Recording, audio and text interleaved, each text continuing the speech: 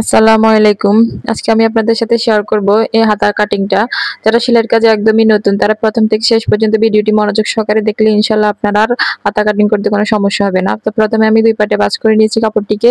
দেন আরো একটি ভাঁজ করে টোটাল ৪ ভাঁজে ভাঁজ করে নিয়েছি কাপড়টিকে। তো বন্ধ সাইডটি হচ্ছে আমার দিকে এবং খোলা সাইডটি অপর দিকে আছে। এখন আমি লম্বার মাপ নেব হাতাটির। তো হাতাটির লম্বার মাপ নিয়েছি আমি ১৯ ইঞ্চি পরিমাণ। এখন আমি একটা স্কেলের সাহায্যে এভাবে স্ট্রেট দাগটা কেটে নেব। আমি জামার ৭.৫ ইঞ্চিতে আরমহলের জন্য দাগ দিয়েছিলাম। এর থেকে আমি এখন হাতার জন্য ২ ইঞ্চি বাড়িয়ে দাগটা করে নেব। এখানে আমি ৯.৫ ইঞ্চিতে দাগ দিয়েছি।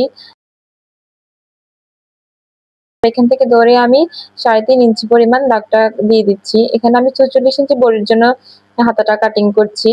আপনারা যদি ৩২ থেকে ৩৮ ইঞ্চি বডির মাপের জন্য হাতা কাটিং করেন সেক্ষেত্রে এখানে ৩ ইঞ্চি নিলে হবে।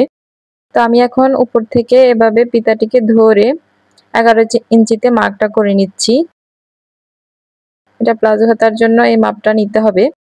এখন আমি একটা স্কেলের সাহায্যে এভাবে স্ট্রেট দাগটা কেটে নিচ্ছি।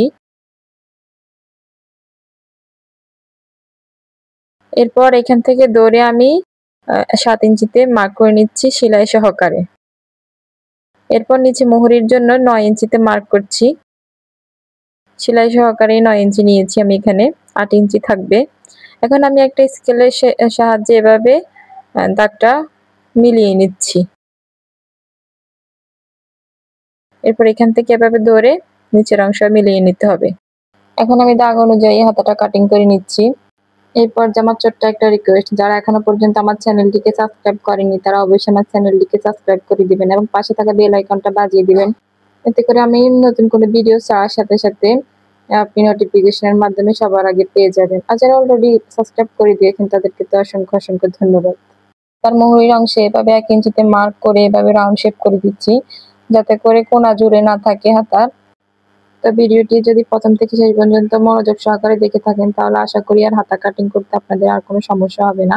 আজকের মতো এই পর্যন্তই। আল্লাহ হাফেজ।